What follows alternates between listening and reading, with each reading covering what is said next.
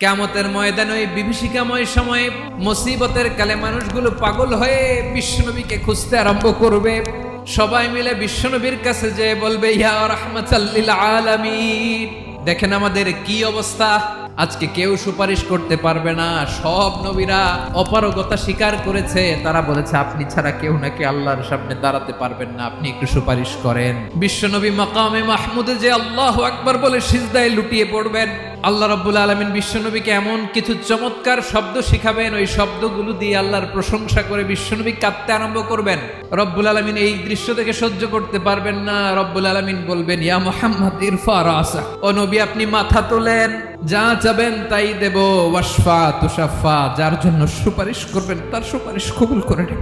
প্রতিটি নবী বলবেন নফসি নফসি, আল্লাহ তুমি আমারে বাঁচাও, আমারে বাঁচাও। বিশ্বনবী মাথা তুলবেন, তুলে বলবেন রব্বি হাবলি উম্মতি, আল্লাহ তুমি আমার গুনাহগার উম্মত